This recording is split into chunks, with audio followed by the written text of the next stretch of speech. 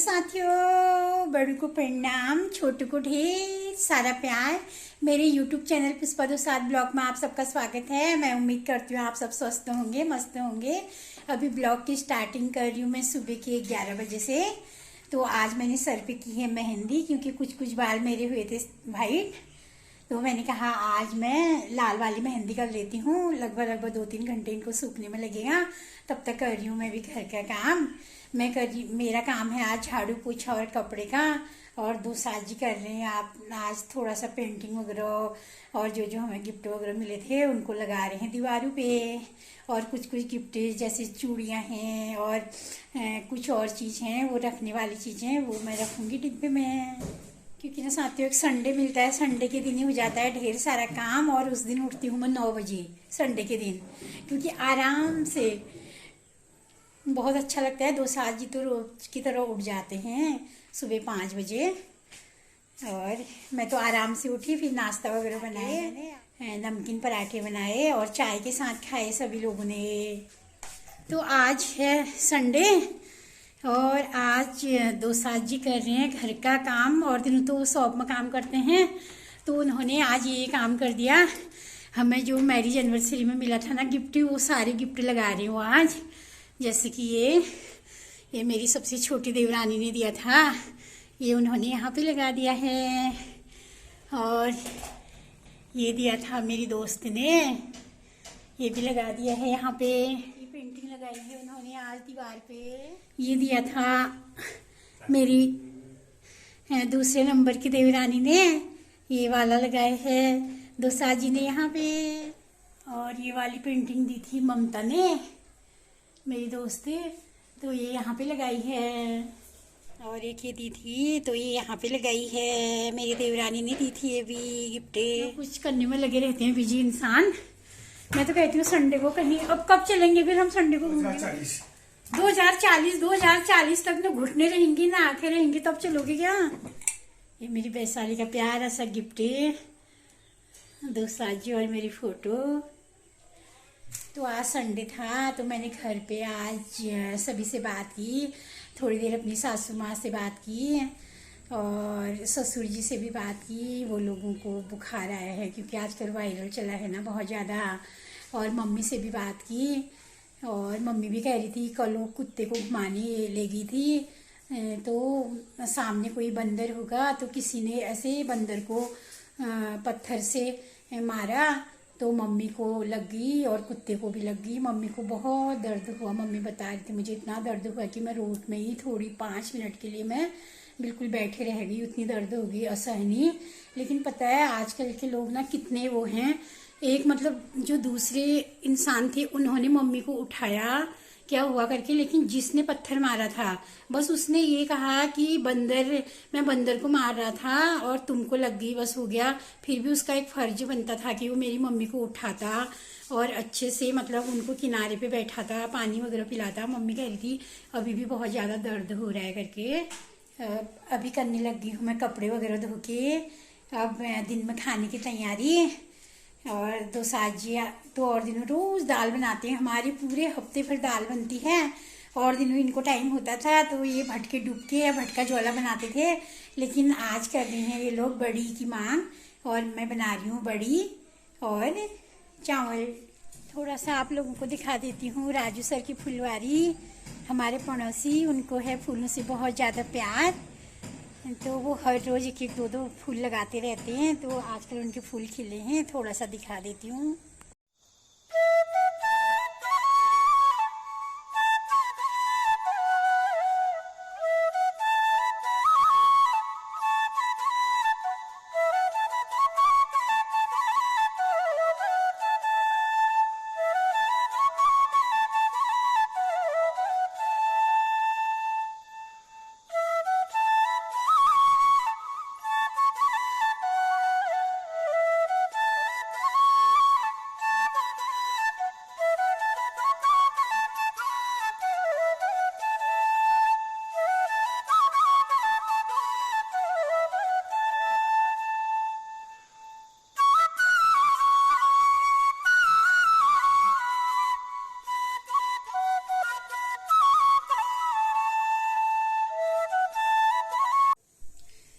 तो साथियों, आज संडे स्पेशल डिश में मैं आप लोगों को बता रही हूँ बड़ी की सब्जी हम कैसे बना सकते हैं चटपट।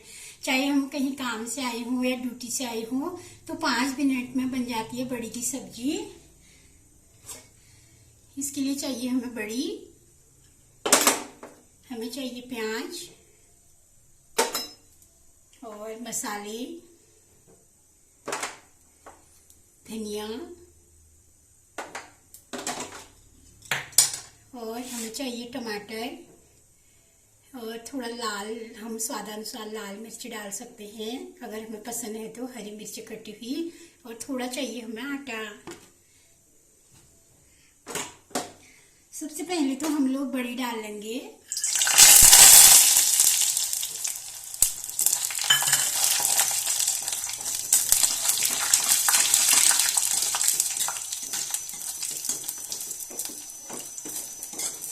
बड़ी हमारी जैसी ब्राउन ब्राउन हो जाते हैं तो हम इसको निकाल देंगे।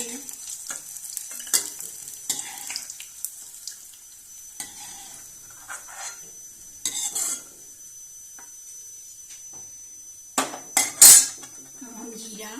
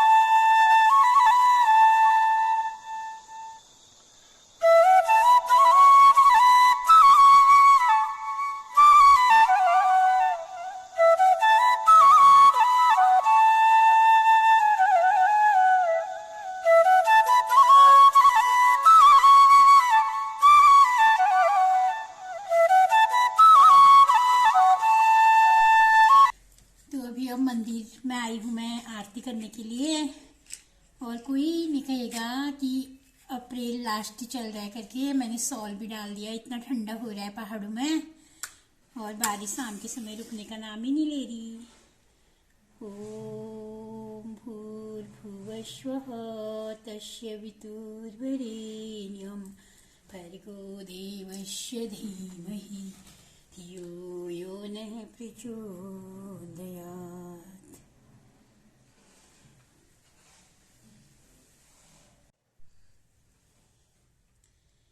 तूने कौन से कर्म किए राधे जो श्याम तेरे घर आते हैं, जो श्याम तेरे घर आते हैं, वो बिन ही बुलाए आते हैं। तूने कौन से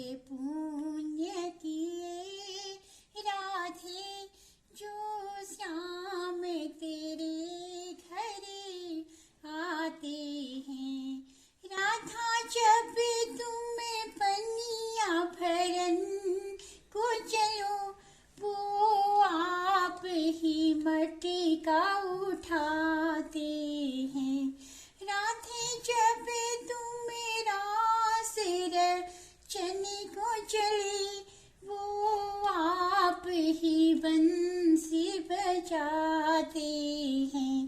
तूने कौन से पुण्य किए राधे, जो श्याम तेरे घर आते हैं, वो बिन ही बुलाए आते हैं। राधे जब तुम वृंदावन में गयो, राधे जब तुम वृंदावन में गयो, वो गैया चराने आते हैं। तूने कौन से पुण्य किए राधे, जो श्याम तेरे घर आते हैं, वो बिन ही बुलाए आते हैं।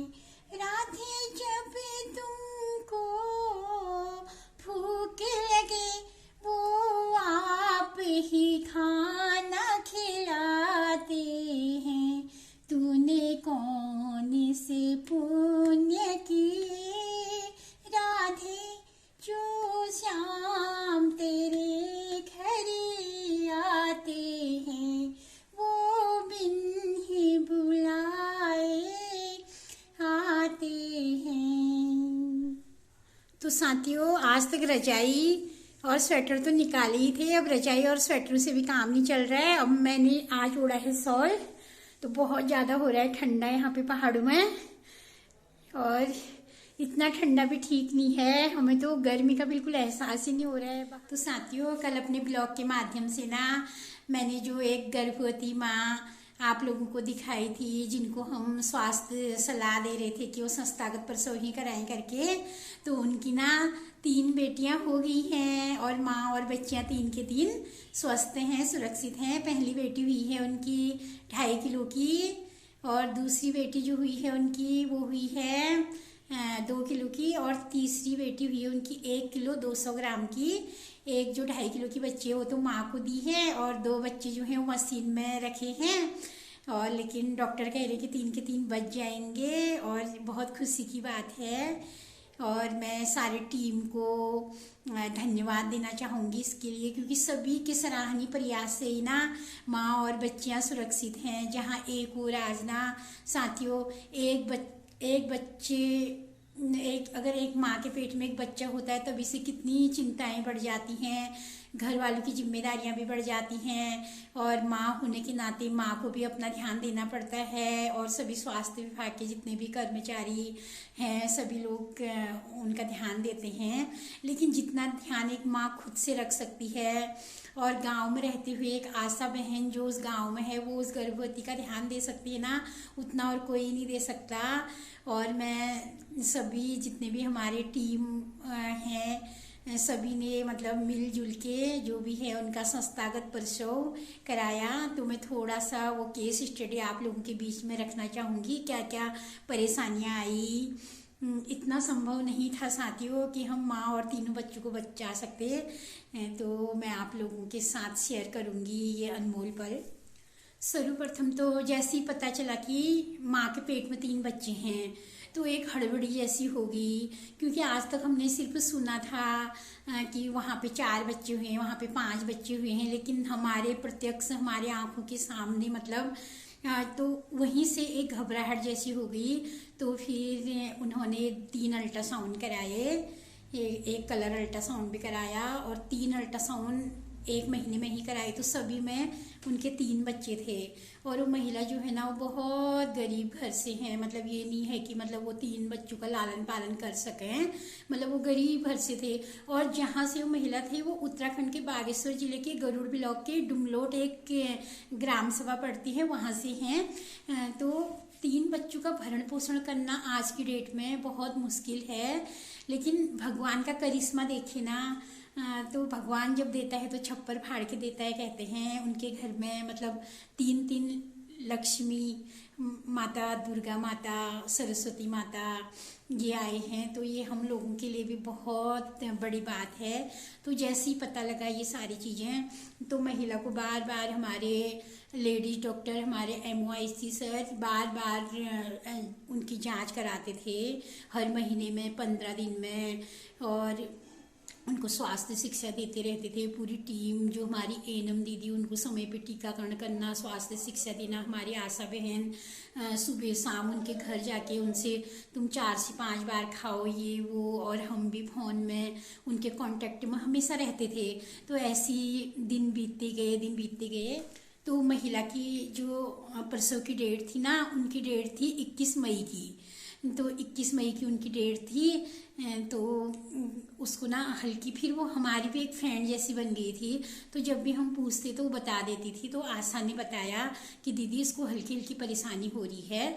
तो फिर सर से मैंने बात की, मैंने कहा सर उनको तो हल्की परेशानी हो रही है, होने लगी है। तो सर ने कहा बिना देरी के उनको तुरंत हॉस्पिटल लाओ। तो अब वहाँ की ANM दीदी को फ़ोन किया कि उनको तुरंत हॉस्पिटल लाएं करके। तो तुरंत उनको हॉस्पिटल लाए। फिर हमारी जो लेडी डॉक्टर सपना मैम हैं, तो उन्होंने बागेश्वर में गायनो वाली रीमा मैम को फ़ोन किया कि ये बात है, क्या यहाँ पे डिलीवरी हो पाएगी, पूरी रिपोर्ट वगैरह भेजे। तो वहाँ पे ना 2 बच्चों की जो नाल थे वो एक साथ जुड़े थे, तो बहुत टफ था। उन्होंने कहा यहाँ पे नहीं हो पाएगा, बाई चांस हम डिलीवरी करा भी देंगे तो यहाँ पे उतनी सुविधाएं नहीं हैं, इसलिए इनको हल्द्वानी ही भेजना पड़ेगा।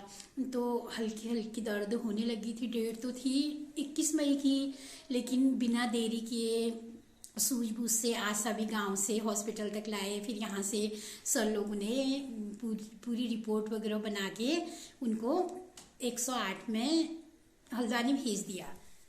तो उनको हल्द्वानी भेजा, तो जैसे हल्द्वानी भेजा उनको ज़्यादा दर्द स्टार्ट होने लग गया था। तो वहाँ पे ऑलरेडी एक महिला को ऑपरेशन के लिए ले जा रहे थे। तो हमारी आशा बहन ने तुरंत डॉक्टर मैडम से संपर्क किया।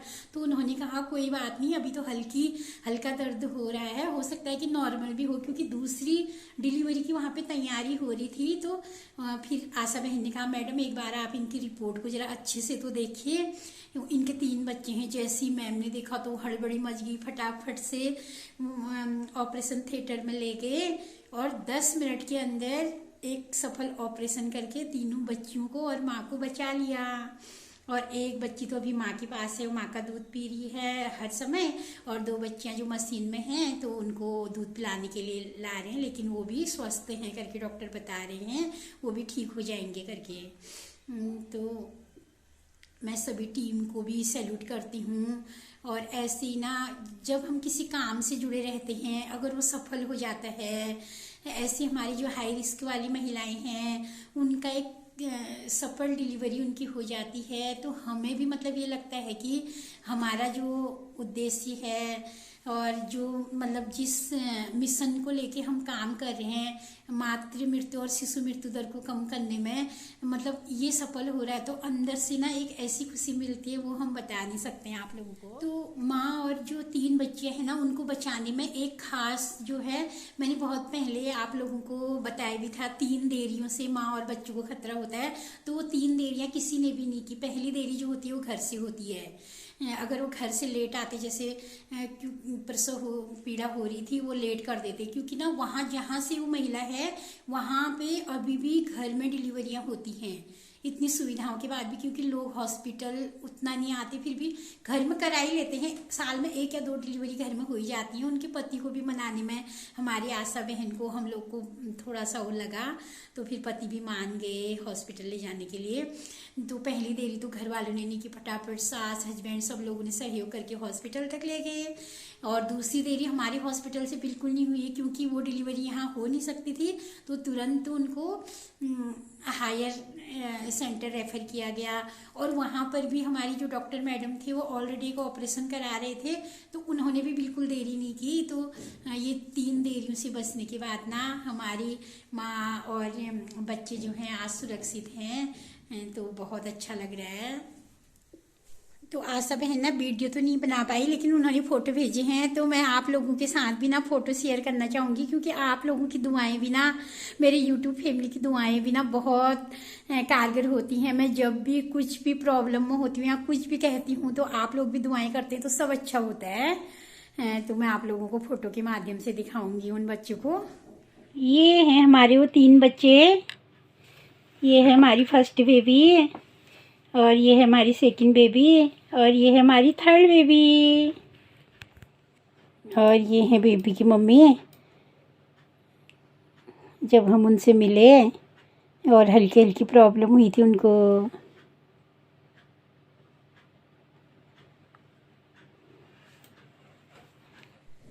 और यहीं पे करती हूँ मैं अपने ब्लॉग को समाप्ति। अगर आप लोगों को मेरा आज का ब्लॉग पसंद आए तो प्लीज़ लाइक शेयर और कमेंट करें, और जो पहली बार मेरे चैनल से जुड़े हैं वो सब्सक्राइब करें। बाय बाय, कल फिर मिलूंगी एक नई ब्लॉग के साथ।